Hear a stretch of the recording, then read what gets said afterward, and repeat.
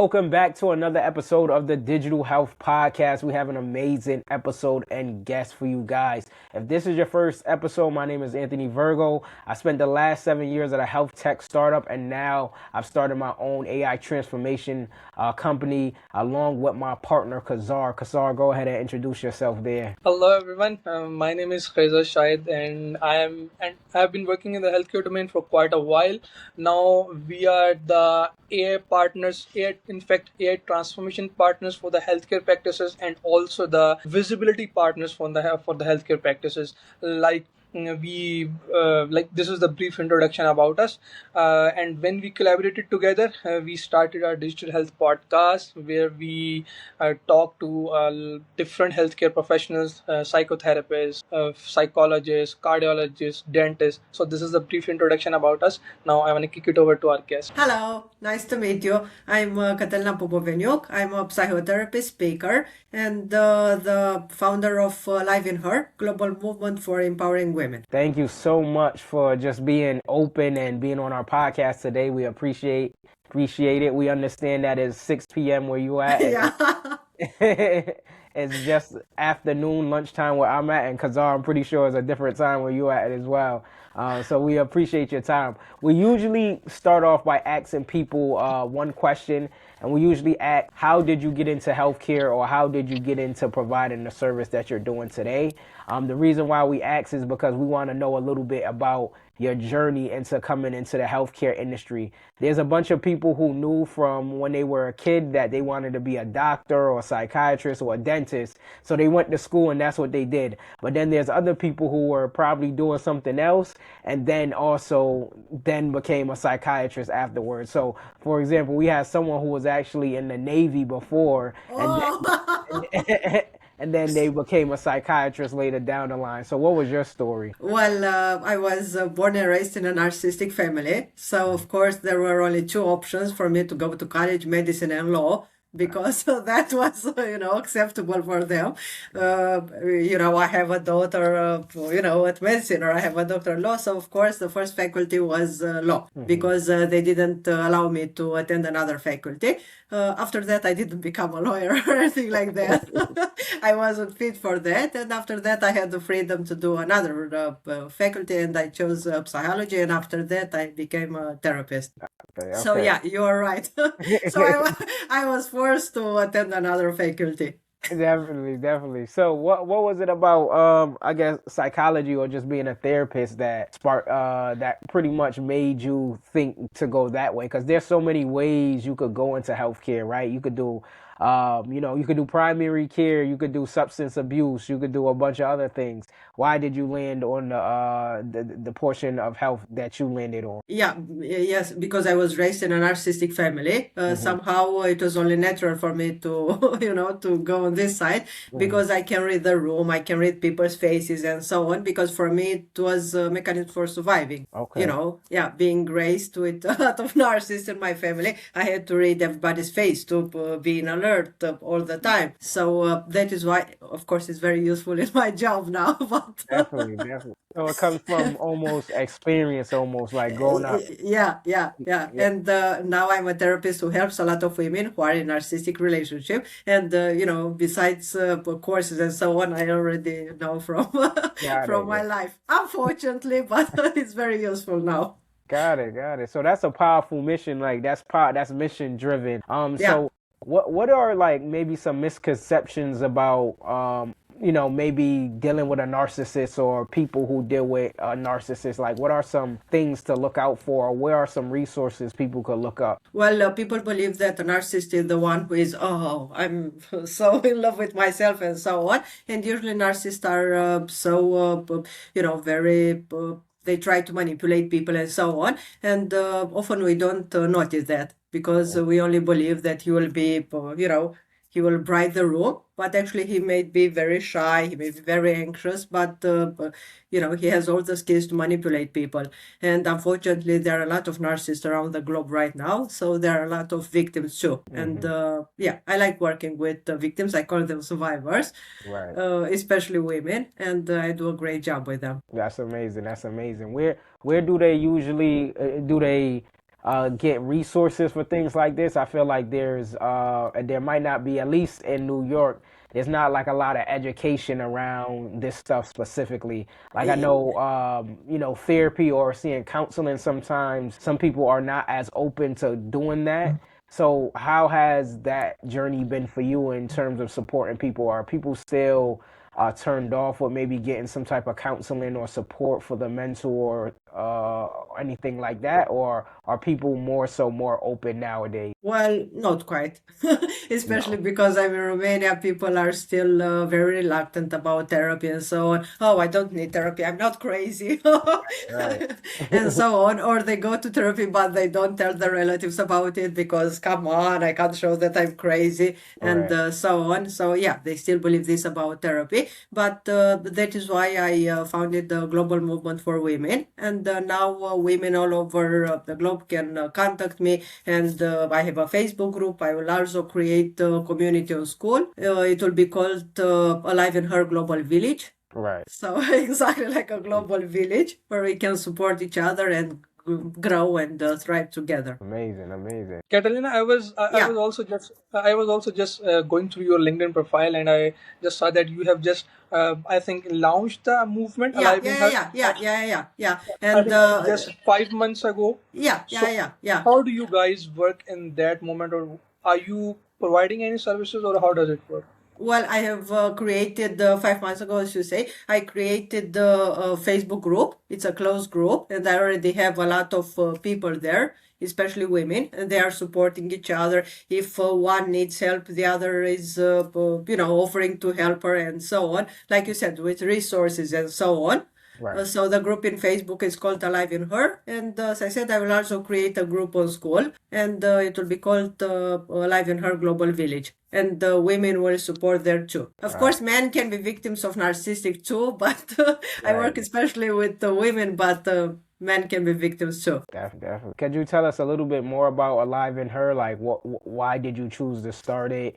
What made it? How did you come up with the name and its goals and vision and mission? Where do you want to take this organization? Well, I want to take it globally, of Right. course, and to create that family we never had, that healthy family, that loving family. That is why I want it to be a global village. Because even though you are from New York, I'm from Romania, the other from Australia, and so on, they can support each other.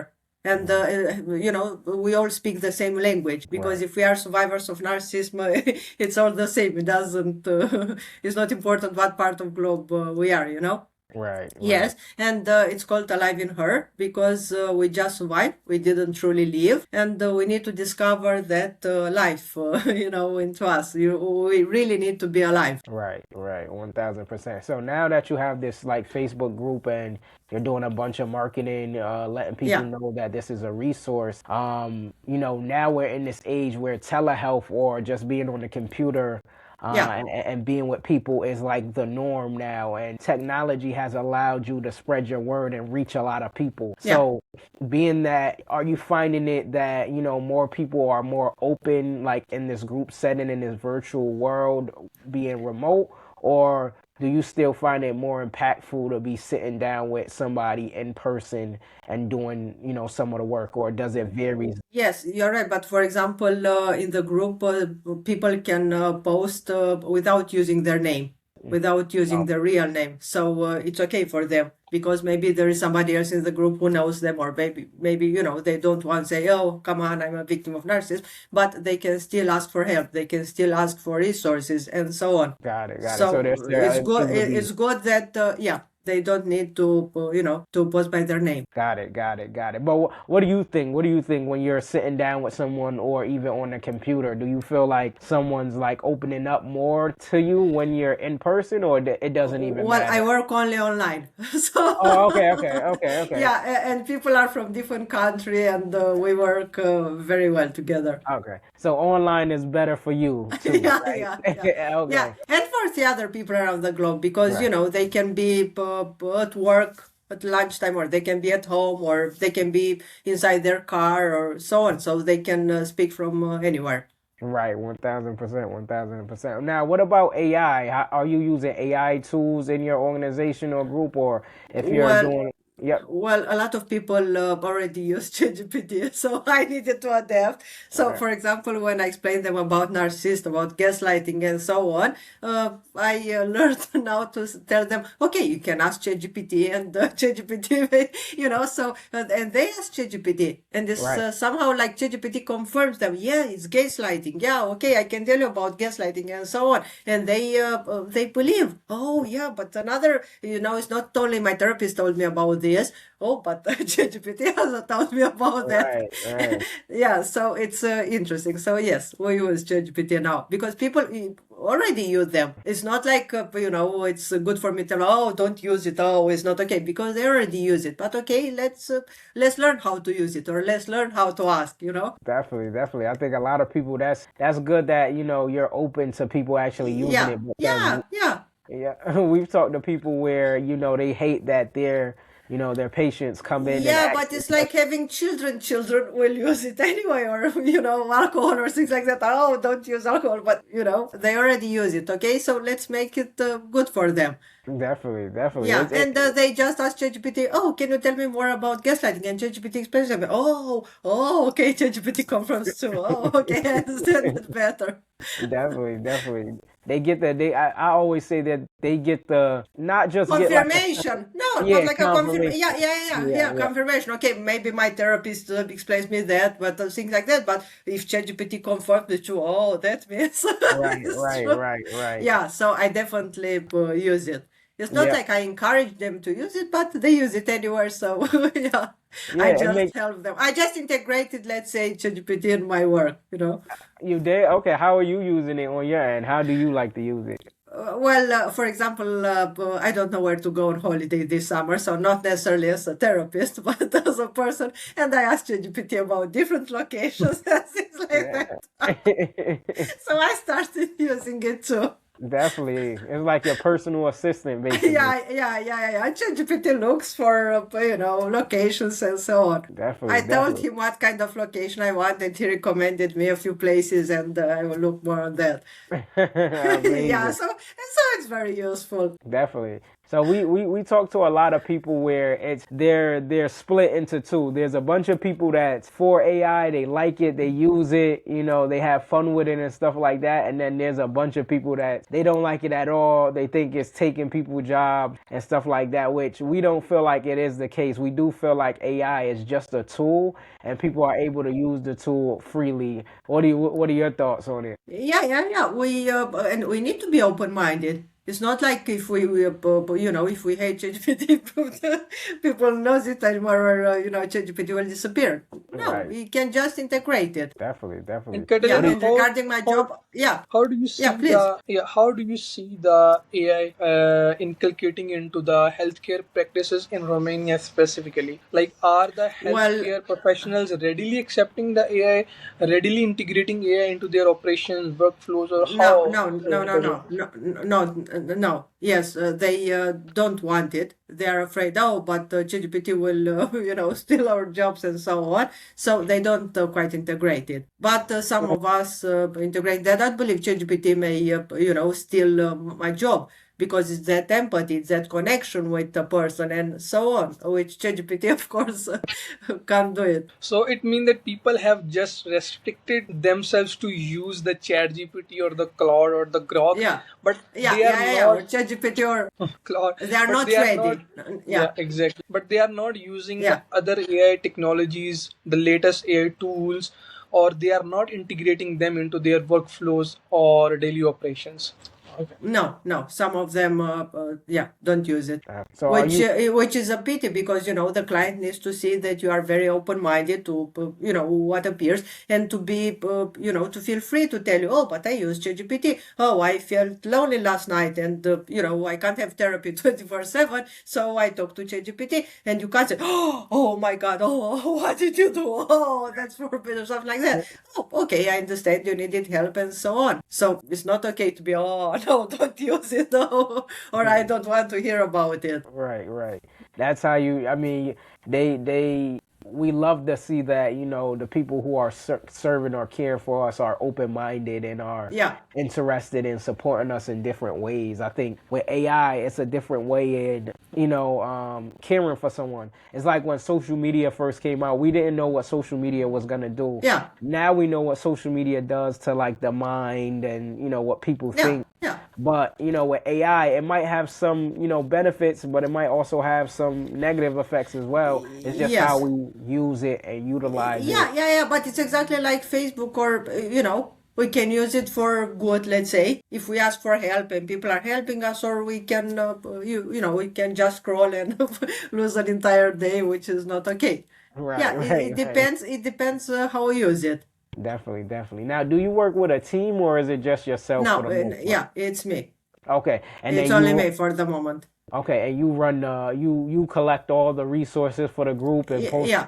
Okay, For okay. the moment, I do everything. No worries, no worries. So, what is that process like? Are you manually doing a lot of that stuff, looking things up, or are Well, you using? I told the members of my Facebook group they Mm. can ask for help. So if they need, they can ask directly there, and people are replying. Okay, okay. So Yeah, it's anyone. not necessarily like it's daily, because maybe this week nobody needs help, let's say. Mhm. Maybe next week 10 people need help, and so on. Okay, okay, And got it. on school, with I don't know if you know about school. School is a platform, something like yeah. Yeah, the school community Yeah, platform. the Yeah, school yeah. community. Yeah.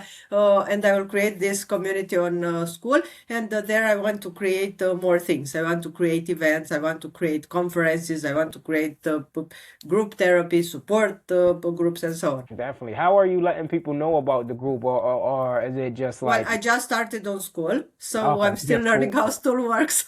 Okay, okay, I'm okay. just in this phase that I'm learning how school works, and Yeah. after that, I will attract people on school and create their community. It will Okay. be a free community. I want to keep it free all the time, so people can access it. And after that, of course, courses or something like that. Okay. Definitely. What about the Facebook group? How are people entering the Facebook group? Where do they find it at? Well, they find it from another persons who are already in the group. Okay, okay. So word of mouth. You get a lot of word of Yeah, mouth yeah, yeah. traffic. And Okay. I hope the school community will be the same. Okay. Got it, got it. So you're So you're Catalina, building a community. Yeah. you just mentioned that you are the one who is running the school community. You are the one who is running the Facebook group. So how do you Yeah. maintain all this stuff? Like you are the one who is giving the consultation. You are the one who manages the patients. You are the one who do the kind of marketing for your private practice and for your movement. So how do you maintain all these stuffs as a one man army? Yeah, Right. considering that the day has only 24 hours. Yeah, yeah, you are right. For with the school community, I am at the very beginning. With Facebook, people know how to support each other. It's not necessary for me to be every minute there. And Right. with my clients, I work from Monday to Friday, and I still have time to go to the theater. I like going to the theater, and in many evenings I still have time. But on school community, yes, I will invest more time there. So let's talk in a few months, and I will reply there. Got it, got it. Because I believe I will be very busy, creating and organizing and involving in that school community, and yeah, it will take a lot of time. Got it, got it, I got it. understood, school is for international, I mean, yeah, and there I can work with international people, not only because on Facebook group there are more people from my country, Local, but right? yeah, local. And on school, I believe it will be better for me because I can help women all over the globe and they can support each other and so on. So I will take it from the Facebook group with only local people to school where, I can gather women all around the globe. Okay, got it. That, Now, that is why somebody told me, actually in a podcast, somebody told me about the school community, and that is why I created there. right, right. So are you gonna be doing like a lot of video content or is it Yes, yeah, and video can understand everything. But now I'm just looking at videos to understand how school works okay, got it, because got I didn't know anything about it. So, it. Perfect, perfect. So but yeah, in a few months, it will be a strong community. Let's say by the end of the year, it will be a strong community, and and I will organize many things there. definitely, definitely. I see the vision. I see the vision. Yeah, You're yeah, at the yeah, it's beginning. a lot, and I have a lot of passion for it. Yeah. And for the name Alive in Her, because for many years I wasn't alive, Right. Right. For Yeah, sure. so I have a vision and passion. So I'm Got sure it. it will be great. We're rooting for you. So we usually ask two final questions. Yeah. So the first question is, what's the best way for people to reach out to you? Like, where can people find you to ask you questions? Is it email? Is it LinkedIn? Is it the Facebook group? And then Facebook or school. Facebook or school is going to Yeah. be the best way to connect with you. Yeah. Okay, so we'll make sure we'll put that in the description as well in the podcast. And then what's one powerful message you want to leave with a listener? It could be about anything we talked about today or anything from your personal life. What's one powerful message you want to leave for the listener? You are not alone. Yeah. Say one more time. You are not alone. You're not alone. You're not Yeah. alone. Yeah, Powerful. because that's the idea. You are not alone. You can reach for help, and you can reach for a support group. Love that, love that. And you can use that across anything, right? You're not alone in anything. And there's always a community for someone's, or a Facebook group or a school community, right? For Or in your whatever city you're or a community near a church. Or it's important to know that you are not alone, and you can ask for help. Right, right. And it's always good to find a community that you're comfortable with to, Yeah. get that support, such as the community. Find that your you're group, building. find your tribe. Right, right. Well, thank you so much for being on the Thank you. Digital Health Podcast. We appreciate your time and your energy here. It has been a great conversation. Thank you. See you soon. Bye.